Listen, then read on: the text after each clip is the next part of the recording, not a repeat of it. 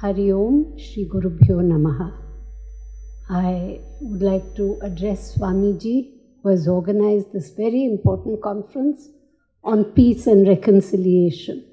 I think we are living in a world where we see less and less of peace, and we need people to reconcile with each other for what they are and accept each other. But I've come here, I'd like to also say good morning to all the wonderful people who are here, and thank you all for inviting me today. I've come to speak on sustainable development, and frankly, I'm embarrassed to do so. For the last 1 week, we have been seeing unsustainable development. So one of you could have given the speech. Because what is sustainable development? It's what Chennai is not. We have streets which are paved with tar and cement and concrete, so the water has nowhere to go. So where will it go? Our rivers, we have 3, Kuam, Aiyar, Kostalayar, but the waters cannot go there because they are so heavily polluted. We had 250 areas, lakes, tanks. All that has disappeared. 5 are left, 4 or 5. We did a survey some time back. And even our temple tanks, they're all in such a bad condition. So this is unsustainable development. And unfortunately, this is what most of India is going through. All our areas, they say Velachery is full of water, floods. Where will the rainwater go? There is no master plan for Chennai. In the past, Indian culture revered nature. You mentioned sacred groves. Yes, I took it up because I felt that as a person, I've taken so much out of the earth, I wanted to give back. And it's very difficult to give back to the earth when she has everything. So then I went to a sacred grove and I hit upon restoring it, because there was a grove once on several acres and now only 2 acres or something were left. So we decided to start with that, and over the years, we have restored 53 sacred groves in Tamil Nadu, Andhra Pradesh and Karnataka. And this is my very, very humble offering to Mother Earth, from whom I have taken so much more than the few trees we planted to restore these groves. Everything was held sacred. Why? The rivers were sacred. The lakes were sacred. You had sacred trees because they were so important. Do you know the Punnai Maram, the Alexandrian laurel of Mylapore, was a sacred tree? And why? Because once upon a time, the ships that went from Tamil Nadu to Southeast Asia were made out of Alexandrian laurel. And in fact, this one small Punnai Maram, I think there are just a few left, and we have one in our garden. We had one which has, Namaskar Swamiji. We had one in our... No, I'm so happy you came, but I'm very sorry you've come when you're not well. So everything was held sacred in India. The trees, the forests, the waters, the mountains, everything was held sacred. And over the years, that sanctity, that respect has gone. And we think everything that nature has created, has given us, is there for our exploitation. In the last 300 years, we have waged a relentless war against nature, resulting in a very unsustainable lifestyle. Most importantly, our thoughtless exploitation of nature and natural resources is taking us on a path of self-destruction. I don't know how long Chennai is going to survive. 150 million hectares of India's land is degraded and unsuitable for any form of food production. Now we have so many hungry people, but they cannot even plant on the lands that are available. Water is becoming a major problem. as we overexploit groundwater resources and pollute rivers, lakes, so on. Tamil Nadu and Karnataka are waging an unnecessary but unstoppable war for nothing except a river. So that is what we are doing. And of course, we let out toxic gases into the air without any thought of public health. So the basics of life, clean air, clean water, clean surroundings, are becoming things of the past. We have a growing population, which the land is unable to support, and this makes us encroach into forests. So we cut more forests and kill more animal species. Do we really believe that we can outsmart nature and manipulate it for our ends? Can we do this forever? I mean, let's not be naive. Today I may exploit something and okay, I do that to make a lot of money, leave a big legacy for my grandson. My grandson won't be able to even live with the world that we are creating. That is the sad story. It has become a fundamental challenge of our century to find a balance between a healthy environment and economic development. A sustainable environment is possible only if development is sustainable, following certain basic principles. That economic development is not possible without environmental protection, that our immediate needs must not result in sacrificing the ability of future generations to meet their needs, that all economic growth must be examined from a long-term point of view. According to the famous Brundtland Report of 1987, Our Common Future, sustainable development has been defined as meeting the needs of the present without compromising the ability of future generations to meet their own needs. I think we have already gone beyond that. I think future generations are going to sit back and curse us, and let's know that this is what is coming to us. So it becomes our duty to ensure that the environment is sustainable for human, animal, and plant life. Can we live without trees, without plants, without vegetables, and so on? We cannot. Environmentally sustainable economic development must ensure that natural resources upon which we all depend are not depleted and destroyed.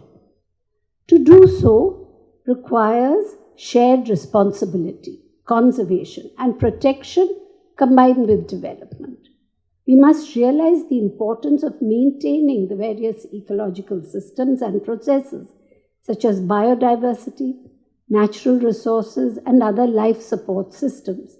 This can also be extended to include recycling, reusing, and scientific and technological innovations. More lab-to-field technology transfer becomes essential for this purpose, because now we are a technology-driven society, and so we cannot do anything natural anymore. The Chennai floods taught us a few things. That, okay, we need roads, we need buildings, but cementing everything, is it worth it? My driver said, Amma, yesterday, he said, Amma, come with me. I want to show you Madras. And he took me to all the posh areas.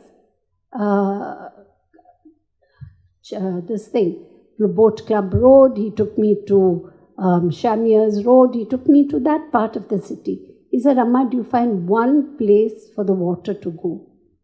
He was right. If you come to our foundation, you'll find only mud. We have left the whole place. We have a lot of buildings. We need the buildings. But immediately around the buildings, it is mud. It's difficult to keep it clean, but it has to be done. It can be done. And you spend a little on something else and get a couple of more people to come and sweep the place. I think Jayanti, who's sitting there, knows how spotlessly clean it is kept.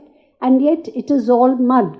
So and all along the periphery, we have put in rainwater harvesting systems. Complete trenches, 40 feet deep, have been dug. So when the rain stops, immediately it all goes in. So we have our own water. And all the biodegradable waste, because we have so many trees and all the leaf litter, we have put them into composting pits. So all the leaf waste comes back into our garden. So that is how we are trying to manage the environment in a very restricted area in the middle of the city. There are tangible and non-tangible natural resources. Tangible, such as mineral resources, fossil fuel, are not renewable, while others, such as land and water, are becoming non-renewable because we are not getting more water, we are not getting more land. So what happens? Countries start fighting each other. Israel wants Palestinian land, Palestine wants Israeli land, Russia wants Ukraine, such a big country. That's not enough. They want more land in Ukraine. India and Pakistan, we are fighting over Kashmir. There are other reasons also, but the fact is we need more land because it is no longer a tangible resource. It is an intangible resource, whether we like it or not. Thanks to our indiscriminate use and pollution, we are losing our intangible resources, including air and biodiversity, to which a value cannot be given. Look at Delhi. I mean, all of us, most of us, I won't say all, are senior citizens here. How many of us can say, oh, I'll go and settle in Delhi? We can't. We'll all fall ill. As it is, at our age, we spend a lot of money on doctors. We can't spend more money in Delhi. I wouldn't do it, at least I would not. So land degradation includes over-harvesting, intensive cropping, overgrazing, and overuse of chemical pesticides and fertilizers. Take, for example, the issue of shrimp or prawn farming. Korea and Taiwan destroyed their coastal ecology till shrimp farming was banned in their country. So what did they do? What did the businessmen do? They came to India. And we were very happy to have their prawn farms, shrimp farms. And now the whole entire villages along coastal Andhra Pradesh.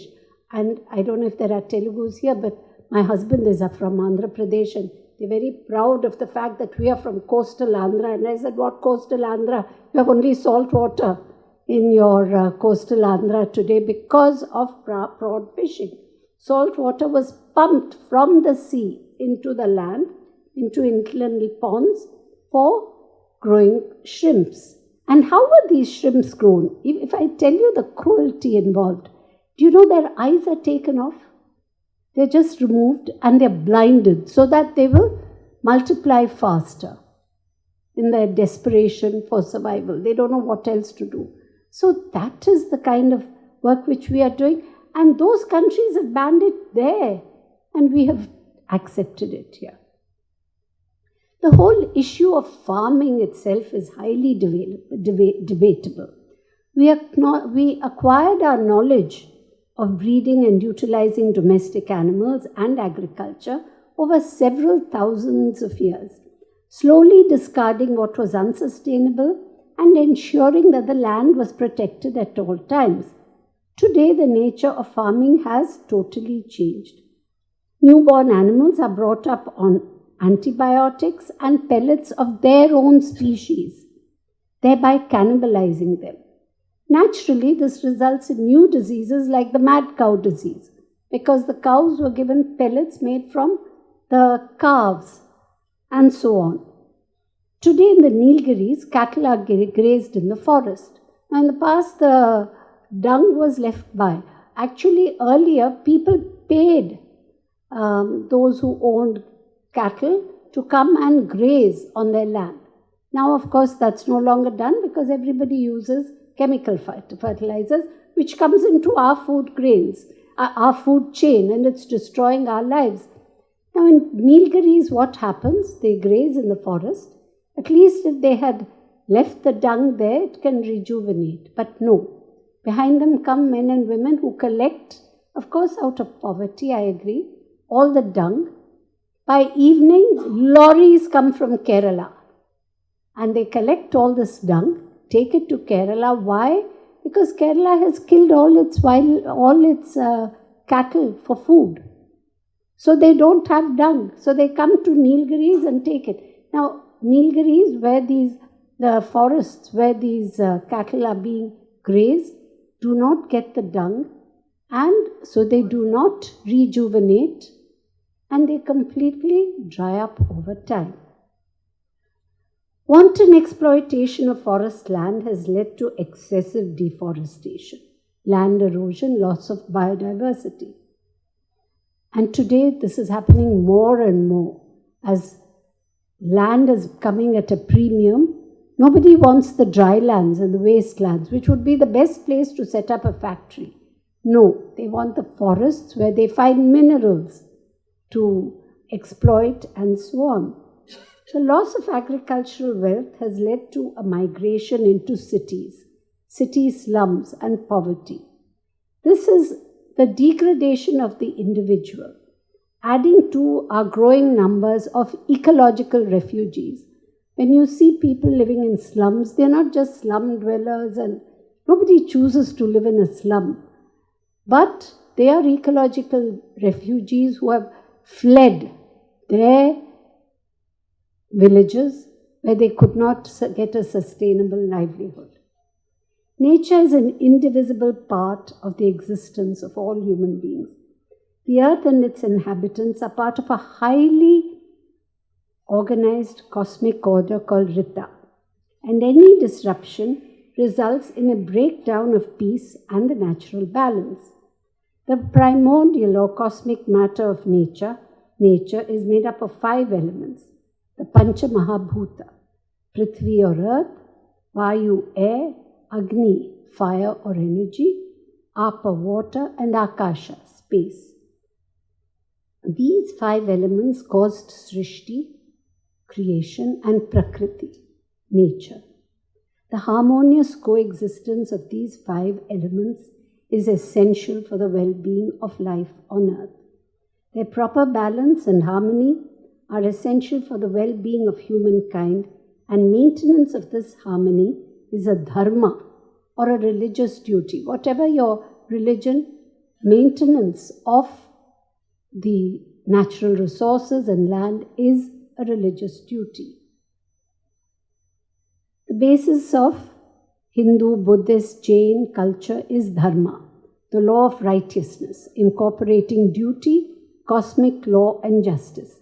It is Sanatana or eternal, for it is without beginning or end, and it supports the whole universe. Every person must act for the general welfare of the earth, humanity, and all creation and all aspects of life. So Sanatana Dharma is not a religious group. It is the eternal law of righteousness, which alone can ensure the well-being of all creation.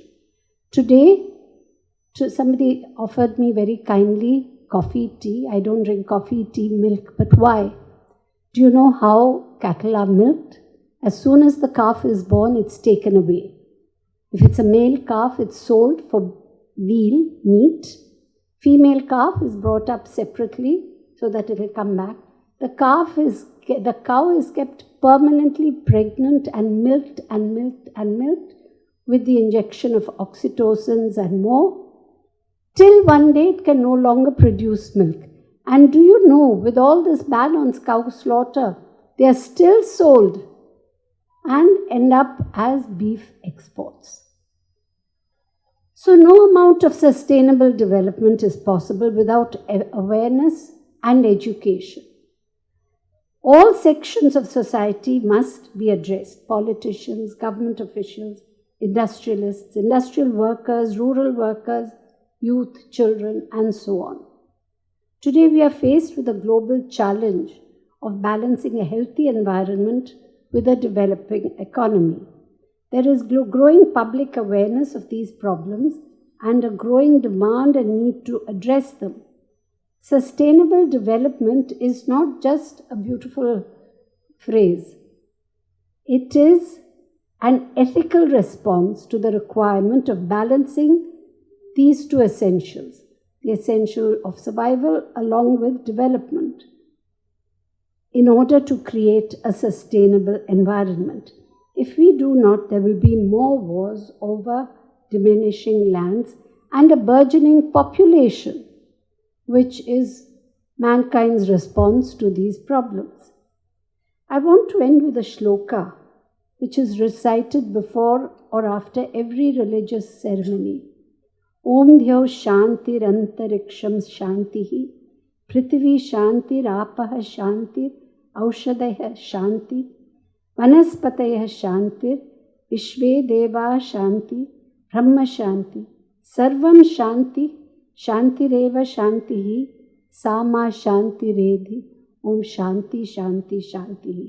And for those who do not know Sanskrit, I'd just like to translate. May peace radiate in the whole sky and in the vast ethereal space. May peace reign over the earth, in water, in all herbs and the forests.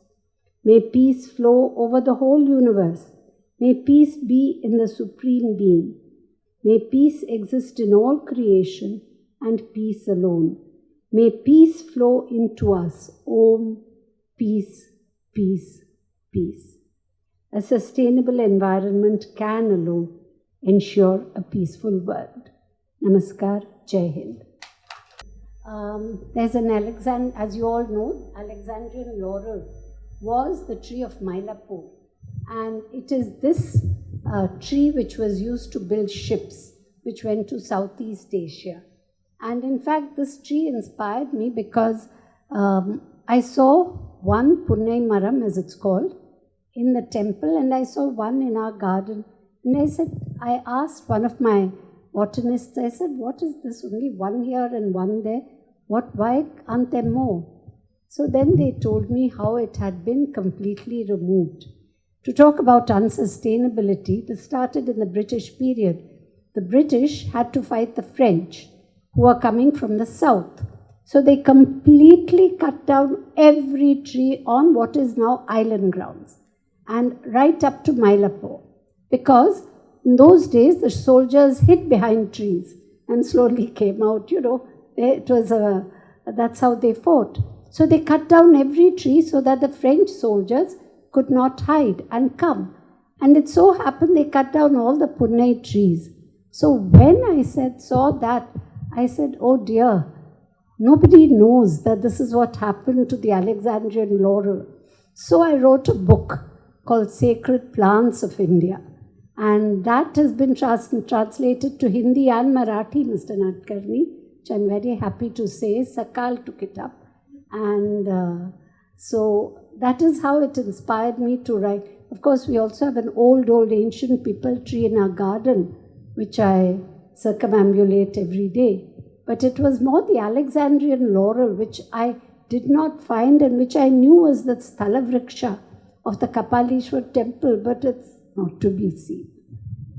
If I may add, this tree is called Undi in Maharashtra, and French are making a big fortune out of it. It is called the Tamanu oil tree.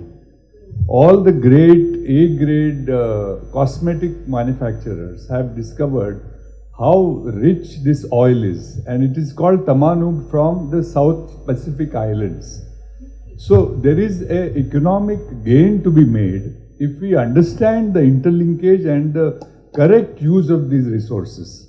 Absolutely. Yeah. I mean, they were using it to make entire ships. Yes. So you can imagine how much economic. Always the sanctity given to plants was either for economic or ecological, some reason, which the plant had.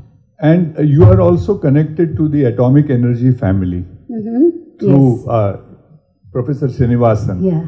And during Bhaba's time, all of Tarapur streets are planted with these trees. Oh. Tarapur Atomic Energy Plant. Yeah, but in those days I didn't notice it. Yes. Thank you. Thank you. What can we do? Is there a plan of action we can draw up? Or? The cities are going to be very difficult. I don't see any building, starting with our own hotel over here. They aren't going to remove the cemented pathway around the building, or anybody. If that can be, what should be done in future is that all new construction in the cities should not have any cementing around them. That is something that should come as a law. But more than that, outside the cities, we must have very strict laws. We have excellent laws in India, but zero implementation. When an area cannot be planted upon, it should not be planted upon. That is the kind of problem we have in India, and we should keep planting trees because it holds the soil, it takes in the water into the soil and so on. And we should try and have trees which are indigenous, not exotics, bring in the maple tree from Canada into Chennai. That's the kind of rubbish that we are doing. And instead of that, have the local trees, and you will find, if you come, I invite you all to just visit the foundation. We have a wonderful library with 50,000 books, and you can sit there 10 to 5:30, read, there's no charge. But if you see the entire campus, it's so noisy with parrots and quails and all kinds of things, all coming for the birds. And yet my heart is broken right now because in this latest cyclone, 5 trees, big trees fell down. So that also happens, but I'll plant some. I will immediately plant 6 or 7 trees to make up for the ones that went. That is what we have to do. We have to plant a lot of trees. Trees automatically bring with them wildlife, birds, everything else. And during these rains, it was wonderful. I had kingfishers, I had frogs screaming through the night. It was lovely. On sacred groves, is it possible to re-sacralize urban minds, through this concept of having a little patch behind your cottage or whatever? Is it possible? Have you tried something in that?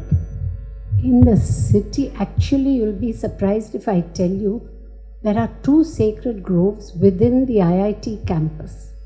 I don't know if there's anyone from IIT here or retired or anyone. Nobody in IIT knew.